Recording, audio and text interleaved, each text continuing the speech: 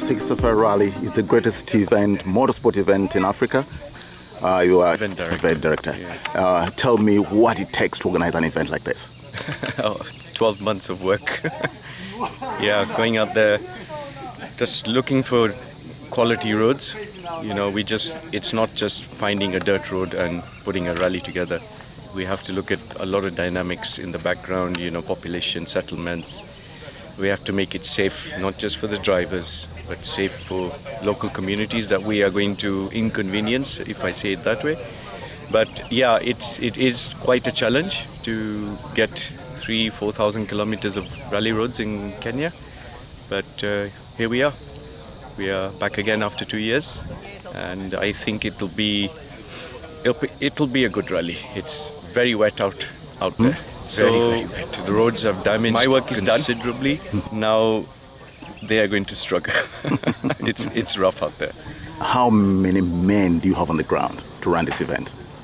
Total officials are about 160 to keep this rally moving. We have international contractors that come and help us. It's a very big team that has to be coordinated, sent around the route.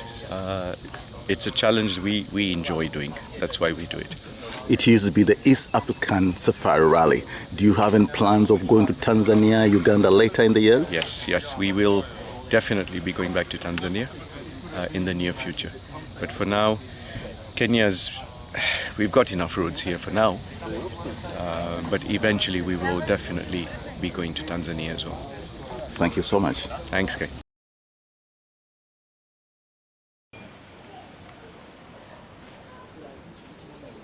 Yes, Raju. Well done. The Safari Rally is over. How did it go? Very stressful. Very stressful. It must be, yeah. But it went well. We got through the entire rally with all the weather and the rain that followed us. It went well. What was the biggest challenge for this year's Classic? Just the weather threw a curveball every day. We tried to deploy mud cars where we could, try to help. I mean, I went out myself in a helicopter. Every day was an unknown. It wasn't a set like every Classic has been. This one, out of all the events that we've had in the Classic, this was the hardest one. Absolutely hardest one. Is it possible to prepare a route with alternate routes just in case it rains so that you don't have to divert cars going back again? Well, we had to do that on leg 8. The initial plan of the itinerary we couldn't run, so I had to make a new one. So it's a matter of using alternate ones and just creating a new road book. These are challenges very unique to this rally. You have to, unless you want to just say cancel a whole day. Our team is not like that. We want to ensure there's always an option available. And what's the ideal number for rally cars? I would say comfortably in terms of you know, there are many things that influence the number of entrants that can take part. Is first and foremost is obviously accommodation. We don't want to push ourselves to a point where you're spreading the entire rally because of the hotels are spread out. You know, you want to keep it compact, maybe just be all in one hotel. And that also then brings the atmosphere back. Everyone is together in the evenings, everyone exchanges their day's experiences. Service crews are together, they can also have some, you know, social time together. So number of entrants is very important, and it has to come down. Ideally, what would be the number? I reckon 45. It's not the numbers that should dictate this rally, it's having a good event. Manageable event. Yeah, manageable. If you were to do this event again, what would you exclude and include? I would definitely want to revisit Tanzania. Better roads, much better roads. Accommodation isn't a concern there. Crossing the border is working in our favor. Everything is actually very good. But Tanzania must come back because a lot of the drivers love the roads in Tanzania. So we have to look at crossing borders again. We've tried Kenya twice now. I think we've literally exhausted every road that we possibly can use. So Tanzania must come back in and bring back that atmosphere. So that's your wish and that's your plan next event? Well, let's see. Let's see. There's a lot to discuss, lot to plan. We have 2 years. Options are available to us. Let's see what happens. Okay. What would have you removed in this event?